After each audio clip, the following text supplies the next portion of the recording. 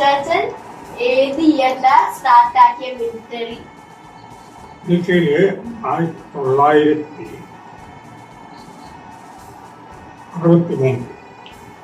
എന്തുകൊണ്ടാ മിലിറ്ററിയിൽ ജോയിൻ ചെയ്യാനുള്ള റീസൺ എന്താ?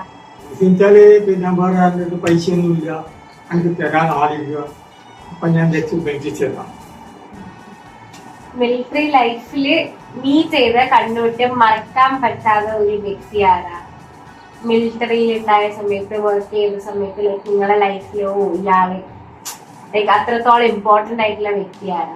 എന്റെ ഒരു സ്നേഹിതനുണ്ട്, ഭരതൻ, പഴയങ്ങാടിയിലുണ്ട്. പുള്ളി ഇപ്പം ഇല്ല.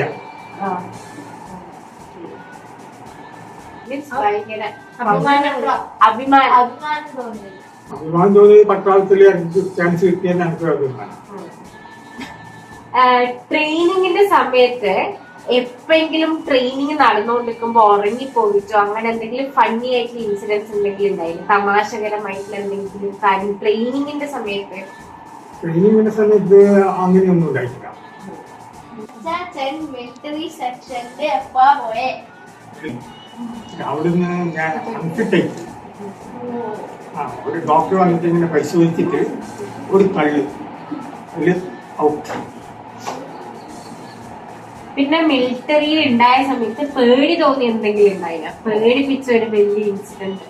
പേടിയുള്ളത് വെച്ചാല് വാറിൽ ഞാൻ ആദ്യമായിട്ട് നിന്നല്ലേ, ആ സമയത്ത് എനിക്ക് ഭയങ്കര പേടിയില്ല. എങ്ങനെയെങ്കിലും നാട്ടിൽ പോയി കഴിഞ്ഞു ഞാൻ ഒരു സ്ഥലം കണ്ടുപിടിച്ചു എങ്ങനെയാ പോട്ടെ. അങ്ങനെ പോകുന്ന ആളുടെ മൈൻഡ്സ് വെച്ച് ഞാൻ പോകുന്ന പാട്ടിൽ. ഏതൊക്കെ വാറില പങ്കെടുത്തേ? 1965 പാകിസ്ഥാനിലെയും 1971 പാകിസ്ഥാനിലും വാറിൽ പങ്കെടുത്തു. ആ വാറിന്റെ എക്സ്പീരിയൻസ് ഒന്ന് പറയാം. വാറിന്റെ എക്സ്പീരിയൻസ് വെച്ചാൽ ഫസ്റ്റ് ഞാൻ റോഡിൽ നിൽക്കുമ്പോ ഈ ടാങ്കിൽ നിന്ന് ഇങ്ങനെ റോഡ് സൈഡിൽ നിൽക്കുന്നുണ്ട്.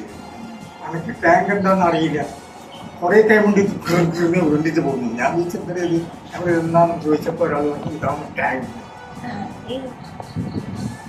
1965 1965 ഫസ്റ്റും 1971 രണ്ടാമതും. മിലിറ്ററിയിൽ ജോയിൻ ചെയ്ത് പോകുന്നാണല്ലോ, അപ്പൊ മുത്തശ്ശനിൽ എന്താ പറഞ്ഞ? അവര് സപ്പോർട്ട് ചെയ്തിന, അതായത് ഫാമിലിനെ വിട്ടിട്ട് വേറൊരു സ്ഥലത്തേക്ക് കുറെ കാലത്തേക്ക് പോകുന്നല്ലേ, അപ്പൊ ആ മുത്തശ്ശനെല്ലാം എന്താ പറഞ്ഞേ? കാര്യമായിട്ടൊന്നും പറഞ്ഞിട്ടില്ല. അങ്ങനെ സെലക്ഷൻ കിട്ടിയില്ലേ ഞാൻ പോന്നാന്ന് പറയാം. വിചാരിച്ച പോലെ പൈസ ഒരാളൊരു പൈസ തന്നില്ല. പിന്നെ ഉണ്ടാവൂലേ എന്തെങ്കിലും പണിഷ്മെന്റ്സ് കുറെ കിട്ടുമല്ലോ? ട്രെയിനിങ് സെക്ഷൻ ഒക്കെ എങ്ങനെയാ? ഹാർഡായിരുന്നു അതൊക്കെ? ഒരു 35 ആഴ്ചന്റെ ട്രെയിനിങ് ഉണ്ടായിട്ടുള്ളൂ ആ സമയത്ത്. എനക്കും അതൊരു പ്രശ്നമായിരുന്നില്ല. അവിടുന്ന് കിട്ടിയ ഫ്രണ്ട്സ് ഇപ്പോഴും കോണ്ടാക്ട് ആയിട്ട് നിൽക്കുന്നുണ്ടോ? ഉണ്ട്. എൻ്റെ വലിയ ഫ്രണ്ടാണ്, ചെന്നൈയിലാണ് താമസമായത്, ചന്ദ്രനാഥ്. ഡെയിലി വിളിക്കലുണ്ടോ? ആ ഡെയിലി വിളിക്കും. ഇപ്പം വിളിച്ചിട്ടേ ഉള്ളൂ. ശരി. പിന്നെന്താ, ഏതെങ്കിലും സ്ഥലത്ത് അച്ചാച്ചൻ പ്രതീക്ഷിക്കാതെ പോയ അച്ചാച്ചൻ തോന്നിയിട്ടില്ല ഈ സ്ഥലത്ത് പോകുന്നുണ്ട് എന്നിട്ട് പോയിട്ടുണ്ടോ? ഇനി എൻ്റെ ഇഷ്ടത്തിന് പോകാൻ പറ്റില്ലല്ലോ. കമ്പനി തീരുമാനിക്കുന്ന മാതിരി ഞാൻ 10ാം ദിവസം കുറെ സർവീസ്. ഏതെല്ലാം സ്ഥലത്തിലാ സർവീസ് ഒക്കെ ചെയ്തത്? സർവീസ് അധികം ചെയ്ത് 10ാം ദിവസം. അതിനുശേഷം നിയറസ്റ്റ് ഡെഹ്റാഡൂൺ സ്ഥലമാണ് ജയിച്ചത്. എത്ര അച്ചാച്ചൻ ഇപ്പൊ 2 യുദ്ധത്തിൽ പങ്കെടുത്തിട്ടില്ലേ? അപ്പൊ അതിൽ ഏതെങ്കിലും ഒരു യുദ്ധത്തിന്റെ അനുഭവം പറയോ? വിവരിച്ചു. 1965 ഞാൻ ആദ്യമായി ചേർന്ന സമയത്ത് എനിക്ക് ഒരു ഡ്യൂട്ടി കിട്ടി. രാത്രി വെച്ചാല് ഏതെങ്കിലും ആള് അനങ്ങുന്നുണ്ടെങ്കിൽ അല്ലെങ്കിൽ ബാക്കി ഡ്രസ്സിൽ ആരെങ്കിലും ഉണ്ടെങ്കിൽ അവരെ ഫയർ ചെയ്യണം. നമ്മളെല്ലാം കൂടി ആടി ഇരുന്നപ്പോ ഒരുത്തൊരു പണി പൊട്ടിച്ചു. അപ്പൊ നമ്മൾ ഓഫീസറിന്റെ അടുത്ത് പോയിട്ട് പറഞ്ഞ് എന്താ സംഗതി, ഒരാളാണ് ഇതിനെ നോക്കുന്നു. ആടെ കുറച്ചൊക്കെ നോക്കുമ്പോ നമ്മളെ കരിമ്പിന്റെ പൂ ഇങ്ങനെ കാറ്റിലിങ്ങനെ ആടുന്നില്ല, അതായിരുന്നു. എന്റെ പിന്നെ വാറിലെ അനുഭവം ഞാൻ മാതൃഭൂമിയിൽ കൊടുത്തിട്ടുണ്ടായിരുന്നു, ഫോട്ടോ സഹിതം. വിവരിച്ചു മതി. നമ്മളെ പാർട്ടി ചന്ദ്രൻ ഉണ്ടായിരുന്നു, വേറെ 2-3 ആളുണ്ടായിരുന്നു. വയറിടാൻ പോയി. ടെലിഫോണിന്റെ വയറിടും, വീടിന് പറ്റിയിട്ട് വണ്ടിയിൽ ഇങ്ങനെ ഇട്ട് പോകും.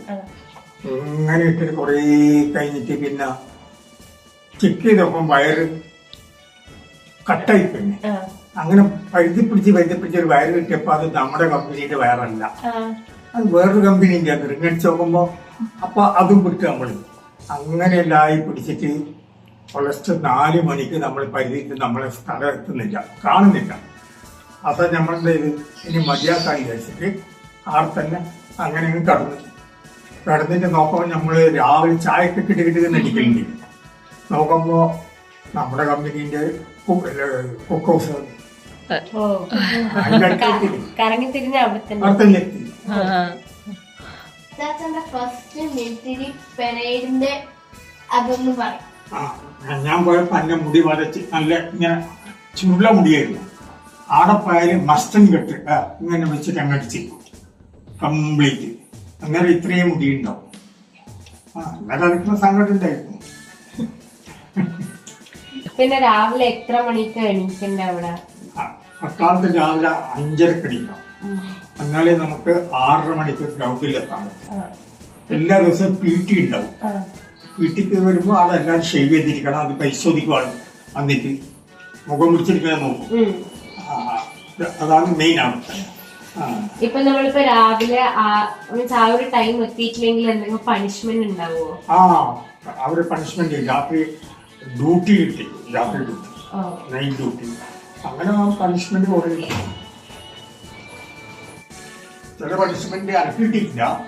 മറ്റുള്ളവർക്കൊക്കെ പുറത്തിറങ്ങി വെച്ച് എല്ലാ സാധനവും എടുക്കുക, ബൂട്ടിടുക, പിന്നെ തലക്ക് വെള്ളമില്ല, വെള്ളം ബക്കാളെന്ന് പറയും, ബക്കാൾ അതും എടുത്തിട്ട് അങ്ങോ ഇങ്ങോ ഓടിപ്പിക്കും 1 മണിക്കൂർ. ചിലവർക്ക് ആ സമയത്ത് വീണ് പോകും. ഇനി എണീപ്പിച്ചിട്ട് പിന്നെ ഓടിപ്പിക്കൽ. നോർത്തിലെ ഏറ്റവും നന്നായി തോന്നിയ സ്ഥലം ഏതാണ്? ചണ്ഡീഗഡ്. അതൊരു നല്ല സ്ഥലമാണ്. പിന്നെ രണ്ടാമത് ഡെറാഡൂൺ. മിലിറ്ററിയില് ചോദിക്കുന്നുണ്ടോ? ചേരാൻ പോയപ്പോ എന്റെ ആദ്യം ഔട്ടാക്കി അതേ ഡോക്ടറൊക്കെയാണ് എന്നെ ചെക്ക് ചെയ്യുന്നത്. ഇത് കോഴിക്കോട് നിന്നാണ്. അയാള് പിടിച്ച് ചിപ്പാന്റെ പുറത്ത് ഇങ്ങനെ പിടിച്ചിട്ട് തള്ളിക്കളിയുന്നു. അയാൾ വന്നിട്ട് പുറത്ത് ഞാൻ നോക്കി തള്ളാണ്ടങ്ങ് പോയി. അതിന് ഞാൻ രക്ഷപ്പെട്ടു. പല്ലെല്ലാം നോക്കൂ. അപ്പൊ ഒരു പല്ലിന് ദാരം ഉണ്ടായിരുന്നു. അപ്പൊ ഞാൻ നല്ലൊരു മുണ്ടിന്റെ നൂലിങ്ങനെ എടുത്തിട്ട് ചവച്ച് കഴിഞ്ഞ ഉള്ളിൽ കുത്തുന്നു. കാണുമ്പോൾ മനസ്സിലാവില്ല പെട്ടെന്ന്. ഞാൻ ബൈ കുത്തുമോ നല്ലോണം കാച്ചോട്ടെ പിടിച്ചു പോകും. അന്ന് പിച്ചായി പോയിട്ട് 1 മണിക്ക് സ്റ്റേഷനിലെത്താൻ അല്ലായിരുന്നു. ഞാൻ എന്താ കാരണം വാടക സൈക്കിൾ എടുത്തിട്ട് സ്പീഡിൽ ചവിട്ടി ഗേൾസ് ഹൈസ്കൂളിന്റെ ഇറക്കമുണ്ടല്ലോ, അങ്ങ് പോയിട്ട് നമ്മുടെ സരസ്വതിന്റെ വീട്ടിന്റെ ആളെ പോയിട്ട് ബ്രേക്ക് കൊടുക്കാൻ ബ്രേക്ക് ഇല്ല. ഞാൻ ആ കുണ്ടിലങ്ങ് വീണു. കുണ്ടിൽ വീട്ട് അവസാനം സൈക്കിൾ ഓഫർ സൈക്കിൾ ഇങ്ങനെ ഒടിഞ്ഞു. രാജുവിനെ വെച്ചിട്ട് ഞാൻ പറഞ്ഞാടാ ഇതാളെ കൊണ്ടുകൊണ്ടണം. ഓൻ്റെ ഇത് സ്കൂട്ടറിലെടുത്ത് വെച്ച് ഇങ്ങനെ അങ്ങനെ ആക്കി ഏകദേശം സൈക്കിൾ ഇങ്ങനെ ആക്കി ഓൻ കൊണ്ട് കൊടുത്തു. ഞാൻ പോയിട്ടില്ല.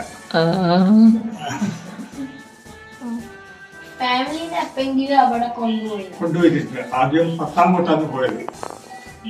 രണ്ടാമത് മാമൂൻ എന്ന് പറഞ്ഞ സ്ഥലമുണ്ട്, ഗ്രാമം, മാമൂൻ ഗ്രാമം. അതും 10-ാം കോട്ടിന്ന് പഞ്ചാബിലേക്ക് പോകുന്ന വഴിക്കുള്ള സ്ഥലമാണ്. ആദ്യം കൊണ്ടുപോയത്. പിന്നെ രണ്ടാമത് കൊണ്ടുപോയത് ഡെറാഡൂൺ. ഇന്ത്യ മുഴുവൻ കണ്ടിട്ടൊന്നുമില്ല. നോർത്തിൽ പല സ്ഥലം കണ്ടിട്ടുണ്ട്. അപ്പൊ ഹിന്ദി എവിടുന്നാ പഠിച്ചത്? അവിടെ പോയതിനു ശേഷം അവിടെ പാരകാതെ ഹിന്ദി ഒന്നും അറിയില്ലായിരുന്നു. അവിടെ പോകുമ്പോ എല്ലാവരും ഹിന്ദിയിലേ പറയാൻ പാടുള്ളൊരു നിയമം. അപ്പൊ ഇങ്ങനെ പാനി എന്ന് പറഞ്ഞാല് ഇങ്ങനെ പറഞ്ഞു പറഞ്ഞിട്ട് പഠിച്ചതാ. എല്ലാവരും എന്നെ പുറത്തല്ല. ഹിന്ദിക്കാർക്ക് പിന്നെ പ്രശ്നമില്ല. ഈ തമിഴന്മാർക്ക് നമ്മളാണ് അത് പ്രശ്നം. അതിലും അറിയാം. ഫീൽഡിൽ ചേരുമ്പോൾ നല്ല മനക്കരുത്ത് തോന്നും. ആള് എന്തെങ്കിലും ഒന്ന് കുറച്ച് പണി ജാസ്തി ഉണ്ടെങ്കിൽ ഞാനങ്ങ് പോയി കഴിയാ ഡിസ്ചാർജ് വാങ്ങിയിട്ട് അങ്ങനെ വിചാരിച്ചാൽ അത് സർവീസ് ചെയ്യാൻ പറ്റില്ല. അപ്പൊ എനിക്ക് അഭിമാനമുണ്ട്. ഒന്നുമില്ലെങ്കിൽ ഞാൻ ഇപ്പം മലന്ന് കിടന്നിട്ടാണ് പെൻഷൻ മേടിക്കുന്നത്. അല്ലെങ്കിൽ ഒന്നുമില്ല, വേറെ കമ്പനിയിൽ ചേർന്നെങ്കിൽ എനിക്ക് പെൻഷൻ ഉണ്ടാവില്ല. ഇതിൽ ചേർന്നു പെൻഷൻ കിട്ടും. 40 കൊല്ലമായി ഞാൻ പെൻഷൻ മേടിക്കുന്നു. വേറെ ആ സ്ഥലത്ത് ജോലി കിട്ടിയാൽ അത് ഒന്നും ഉണ്ടാവില്ല. ഞാൻ മരുന്നും മന്ത്രമെല്ലാം ഫ്രീ ആണ്.